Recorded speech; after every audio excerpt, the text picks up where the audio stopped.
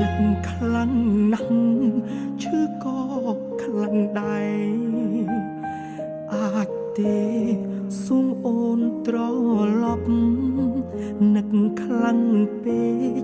ដល់ថ្នាក់យល់សពភ្ញាក់ដឹងខ្លួនសួររកតែឈ្មោះគេ